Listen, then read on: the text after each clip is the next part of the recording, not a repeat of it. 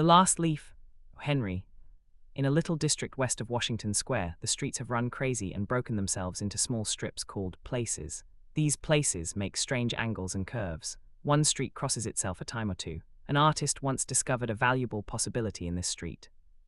Suppose a collector with a bill for paints, paper and canvas should, in traversing this route, suddenly meet himself coming back without a cent having been paid on account. So, to quaint old Greenwich Village the art people soon came prowling, hunting for north windows and 18th century gables and Dutch attics and low rents.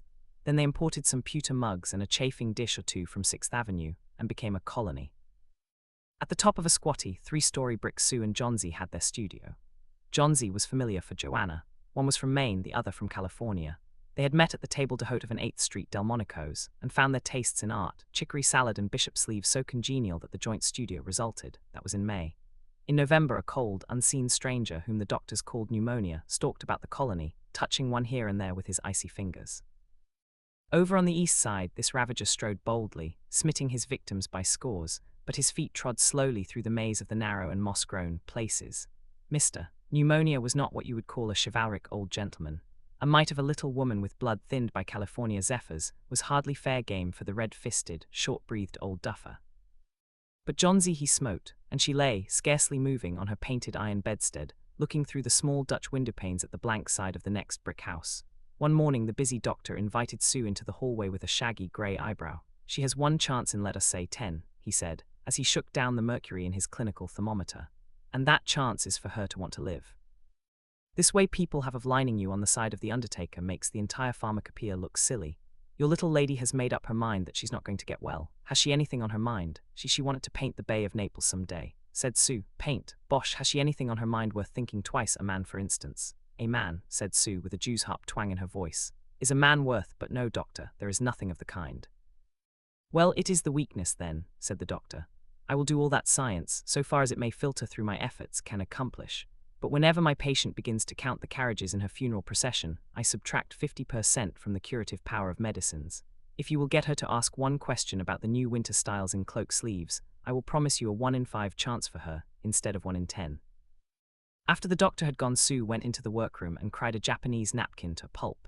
Then she swaggered into Johnsy's room with her drawing board, whistling ragtime. Johnsy lay, scarcely making a ripple under the bedclothes, with her face toward the window. Sue stopped whistling, thinking she was asleep. She arranged her board and began a pen-and-ink drawing to illustrate a magazine story. Young artists must pave their way to art by drawing pictures for magazine stories that young authors write to pave their way to literature. As Sue was sketching a pair of elegant horse-show riding trousers and a monocle of the figure of the hero, an Idaho cowboy, she heard a low sound, several times repeated. She went quickly to the bedside. Johnsy's eyes were open wide. She was looking out the window and counting backward. 12, she said, and little later 11. And then 10 and 9, and then 8 and 7, almost together. Sue looked solicitously out of the window. What was there to count? There was only a bare, dreary yard to be seen, and the blank side of the brick house 20 feet away. An old ivy vine, gnarled and decayed at the roots, climbed halfway up the brick wall.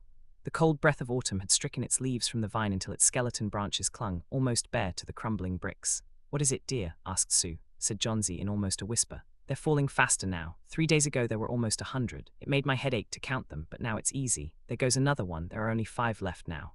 "What, dear?" "Tell your Sudie, leaves on the ivy vine. When the last one falls I must go too. I've known that for 3 days. Didn't the doctor tell you?"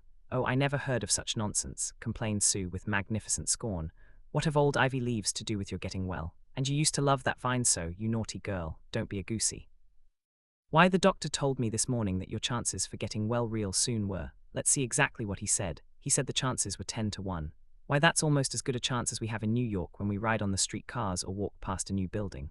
Try to take some broth now and let Sudie go back to her drawing, so she can sell the editor man with it, and buy port wine for her sick child, and pork chops for her greedy self." "You needn't get any more wine," said Johnsy, keeping her eyes fixed out the window. "There goes another. No, I don't want any broth, that leaves just 4. I want to see the last one fall before it gets dark, then I'll go too." "Johnsy dear," said Sue, bending over her, "will you promise me to keep your eyes closed and not look out the window until I am done working? I must hand those drawings in by tomorrow. I need the light, or I would draw the shade down." "Couldn't you draw in the other room?" asked Johnsy coldly. "I'd rather be here by you," said Sue. "Beside, I don't want you to keep looking at those silly ivy leaves." Tell me as soon as you have finished, said Johnsy, closing her eyes and lying white and still as fallen statue, because I want to see the last one fall. I'm tired of waiting, I'm tired of thinking. I want to turn loose my hold on everything and go sailing down, just like one of those poor, tired leaves. Try to sleep, said Sue. I must call Bayerman up to be my model for the old hermit miner. I'll not be gone a minute, don't try to move till I come back. Old Bayerman was a painter who lived on the ground floor beneath them. He was past 60 and had a Michelangelo's Moses beard curling down from the head of a satyr along with the body of an imp. Bayerman was a failure in art. 40 years he had wielded the brush without getting near enough to touch the hem of his mistress's robe.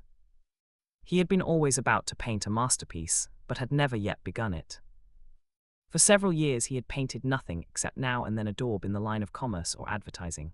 He earned a little by serving as a model to those young artists in the colony who could not pay the price of a professional. He drank gin to excess and still talked of his coming masterpiece. For the rest, he was a fierce little old man who scoffed terribly at softness in anyone and who regarded himself as a special mastiff in waiting to protect the two young artists in the studio above. Sue found Bayerman smelling strongly of juniper berries in his dimly lighted den below. In one corner was a blank canvas on an easel that had been waiting there for 25 years to receive the first line of the masterpiece. She told him of Johnsy's fancy, and how she feared she would, indeed, light and fragile as a leaf herself, float away, when her slight hold upon the world grew weaker. Old Bayerman, with his red eyes plainly streaming, shouted his contempt and derision for such idiotic imaginings. "Was," he cried, "is dere a people in de world mit dere foolishness to die because leaves dey drop off from a confounded vine? I have not heard of such a thing. No, I will not boast as a model for your fool hermit dunderhead. Why do you allow dot silly pussiness to come in dere brain of her? Ach, dot poor little Miss Yonsey. She is very ill and weak," said Sue, "and the fever has left her mind morbid and full of strange fancies." "Very well, Mr. Bayerman, if you do not care to pose for me, you needn't, but I think you are a horrid old flibbertigibbet. You are just like a woman," yelled Bayerman. "Who said I will not boast? Go on, I commit you. For half an hour I have been trying to say I am ready to boast. Gott, this is not any place in which one so good as Miss Yonsey shall lie sick. Some day I will paint a masterpiece, and we shall all go away. Gott, yes." Johnsy was sleeping when they went upstairs. Sue pulled the shade down to the windowsill and motioned Bayerman into the other room. In there they peered out the window fearfully at the ivy vine. Then they looked at each other for a moment without speaking. A persistent, cold rain was falling, mingled with snow. Bayerman, in his old blue shirt, took his seat as the hermit miner on an upturned kettle for a rock. When Sue awoke from an hour's sleep the next morning, she found Johnsy with dull, wide-open eyes staring at the drawn green shade. "Pull it up, I want to see," she ordered in a whisper. Wearily Sue obeyed. But lo, after the beating rain and fierce gusts of wind that had endured through the livelong night, there yet stood out against the brick wall one ivy leaf. It was the last one on the vine. Still dark green near its stem, with its serrated edges tinted with the yellow of dissolution and decay, it hung bravely from the branch some 20 feet above the ground. "It is the last one," said Johnsy. "I thought it would surely fall during the night. I heard the wind. It will fall today, and I shall die at the same time." "Dear, dear," said Sue, leaning her worn face down to the pillow. "Think of me if you won't think of yourself. What would I do?" But Johnsy did not answer. The lonesomest thing in all the world is a soul when it is making ready to go on its mysterious, far journey. The fancy seemed to possess her more strongly as one by one the ties that bound her to friendship and to earth were loosed. The day wore away, and even through the twilight they could see the lone ivy leaf clinging to its stem against the wall. And then, with the coming of the night, the north wind was again loosed, while the rain still beat against the windows and pattered down from the low Dutch eaves. When it was light enough, Johnsy, the merciless, commanded that the shade be raised. The ivy leaf was still there. Johnsy lay for a long time looking at it, and then she called to Sue, who was stirring her chicken broth over the gas. "Stove, been a bad girl, Sudie," said Johnsy. "Something has made that last leaf stay there to show me how wicked I was. It is a sin to want to die. You may bring me a little broth now and some milk with a little port in it, and no, bring me a hand mirror first and then pack some pillows about me and I will sit up and watch you cook." Hour later she said, "Sudie, some day I hope to paint the Bay of Naples." The doctor came in the afternoon and Sue had an excuse to go into the hallway as he left. "Even chances," said the doctor, taking Sue's thin, shaking hand in his. "With good nursing you'll win. And now I must see another case I have downstairs. Bayerman, his name is some kind of an artist, I believe. Pneumonia too. He is an old, weak man and the attack is acute. There is no hope for him, but he goes to the hospital today to be made more comfortable." The next day the doctor said to Sue, "She's out of danger. You won. Nutrition and care now, that's all." And that afternoon Sue came to the bed where Johnsy lay, contentedly knitting a very blue and very useless woolen shoulder scarf, and put one arm around her, pillows and all. "Have something to tell you, White Mouse," she said. "Mr. Bayerman died of pneumonia today in the hospital. He was ill only 2 days. The janitor found him the morning of the first day in his room downstairs, helpless with pain. His shoes and clothing were wet through and icy cold. They couldn't imagine where he had been on such a dreadful night. And then they found a lantern, still lighted, and a ladder that had been dragged from its place, and some scattered brushes, and a palette with green and yellow colors mixed on it, and look out the window, dear, at the last ivy leaf on the wall. Didn't you wonder why it never fluttered or moved when the wind blew? Ah, darling, it's Bayermann's masterpiece. He painted it there the night that the last leaf fell.